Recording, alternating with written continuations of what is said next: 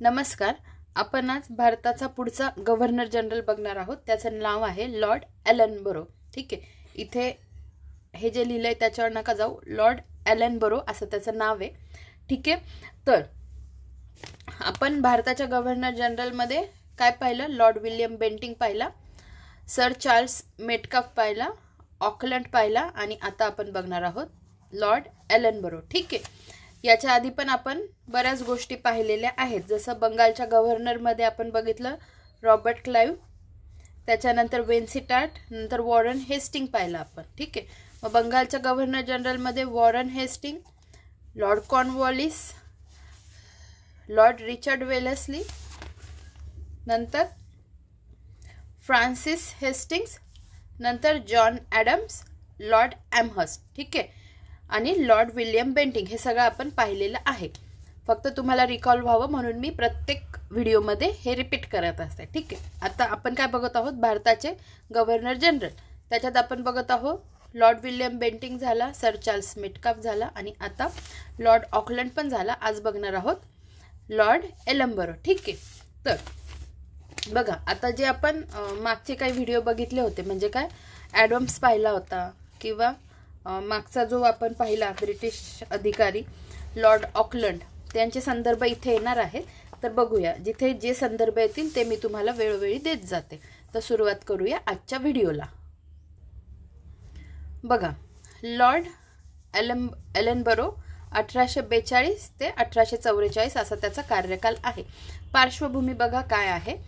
जसं आपण प्रत्येक वेळेस बघतो, तर लॉर्ड ऑकलंड नंतर गव्हर्नर जनरल झालेल्या लॉर्ड एलनबरोने सर्व इंग्रज सैन्य हे अफगाणिस्तानातून काढून घेतले. आता ही पार्श्वभूमी आधीच्याच व्हिडिओमध्ये आहे, तरी मी एकदा रिपीट करते म्हणजे आपण तेच वाचूया. ठीक आहे, बघा,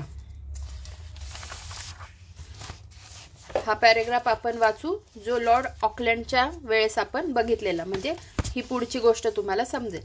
तर लॉर्ड ऑकलंडच्या काळात काय झालेलं बघा. 1838 ते 1842 प्रथम अफगाण युद्ध घडून आले.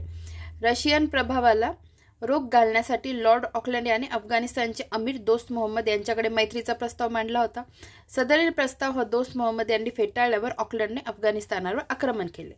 या युद्धात इंग्रजांची हार झाली व अफगाणिस्तानचा अमीर हा विजयी झाला किंवा विजयी ठरला. अखेर हार पत्करून अफगाणिस्तानमधील सैन्य हे भारतात परतल्यावर अपयश आलेल्या लॉर्ड ऑकलंडला इंग्लंडला बोलावून घेऊन त्या जागी 1842 रोजी भारतात गव्हर्नर जनरलपदी लॉर्ड एलनबरो याची नियुक्ती करण्यात आली.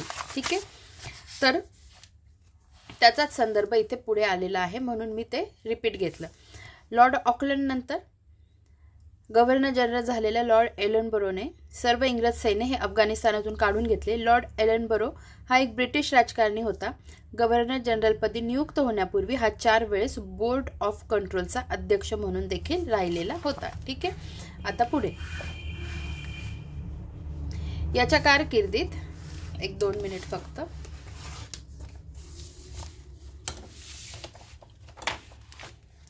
बघा, याच्या कारकिर्दीत सरकारी नोकरीसाठी इंग्रजी भाषा ही बंधनकारक करण्यात आली. कोणाच्या कारकिर्दीत? तर लॉर्ड एलनबरोच्या कारकिर्दीत सरकारी नोकरीसाठी इंग्रजी भाषा ही बंधनकारक करण्यात आली. तसेच कलकत्ता, बॉम्बे व मद्रास या 3 शहरांच्या विकासासाठी लॉटरीच्या साहाय्याने निधी उभारण्याची पद्धत रद्द करण्यात आली. याने गुलामगिरीची पद्धत रद्द केली. ठीक आहे, पुढे बघूया. पुढे शैक्षणिक कार्यामध्ये याने 1842 मध्ये लोकशिक्षणाची सामान्य समिती याऐवजी काउन्सिल ऑफ एज्युकेशनची स्थापना केली. बघा, लोकशिक्षणाची सामान्य समिती कोणी स्थापन केली होती? लॉर्ड ॲडम्सने स्थापन केली होती. हे आपण तेव्हा बघितलेलं, तुम्ही व्हिडिओ बघू शकता पुन्हा. तर लोकशिक्षणाची सामान्य समिती जी निर्माण केली होती, स्थापन केली होती, ती कोणी केली होती? लॉर्ड ॲडम्सने केली होती. याऐवजी काउन्सिल ऑफ एज्युकेशनची स्थापना करण्यात आली. ठीक आहे, कोणी केली? लॉर्ड एलनबरोने केली. पुढे बघा, सामाजिक मध्ये 1844 मानव धर्म सभेची स्थापना ही दादोबा पांडुरंग तरखडकर यांनी सुरत येथे केली. या स्थापनेमध्ये त्यांना दुर्गाराम मेहता यांनी बरेच सहकार्य केले. या मानव धर्म सभेचा मुख्य उद्देश हा सत्य व नैतिकता यावर आधारित खऱ्या धर्माचा सकारात्मक पक्ष कायम ठेवणे हा होता. ठीक आहे. आता इतर मध्ये बघा, इसवी सन 1843 महाराष्ट्रात सर्वप्रथम रेल्वे मार्गाची मागणी करण्यात आली. 1843 महाराष्ट्रात सर्वप्रथम रेल्वे मार्गाची मागणी करण्यात आली. या वर्षी जगन्नाथ शंकर शेठ यांनी ग्रेट ईस्टर्न रेल्वे या कंपनीची स्थापना केली. ग्रेट ईस्टर्न रेल्वे कोणी केली स्थापना? जगन्नाथ शंकर शेठ यांनी. या कंपनीचे संस्थापक नाना शंकर शेठ, जमशेदजी भाई, सुप्रीम कोर्टाचे मुख्य न्यायाधीश सर पेरी हे होते. ठीक आहे. संस्थापक कोण? नाना शंकर शेठ, जमशेदजी भाई आणि सुप्रीम कोर्टाचे मुख्य न्यायाधीश सर पेरी हे होते. या कंपनीने 1844 मध्येच रेल्वे योजनेसाठीची परवानगी सरकारकडे मागितली, परंतु त्यावेळी कंपनीने याकडे लक्ष दिले नाही. ठीक आहे.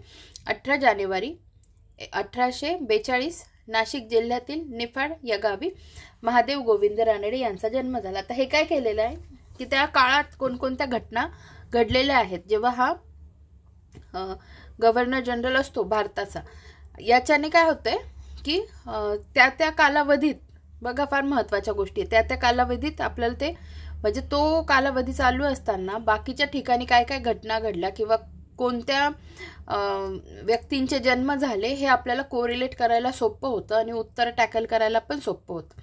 जेव्हा मी तुमचे MCQs घेईल त्याच्यातून तुम्हाला हे कळेल की कशा पद्धतीने इलिमिनेशन मेथड वापरायची आणि उत्तरापर्यंत पोहोचायचं. ठीक आहे. नंतर राजकीयमध्ये बघा, इसवी सन 1843 लॉर्ड एलेम्बरो याने सिंधमध्ये कंपनीची फौज पाठवून तो प्रदेश आपल्या साम्राज्याला जोडून सिंधवर विजय प्राप्त केला. ठीक आहे. अशा पद्धतीने लॉर्ड एलेम्बरो आपला आज कंप्लीट झाला आहे. लवकरच भेटूया पुढच्या व्हिडिओमध्ये. धन्यवाद.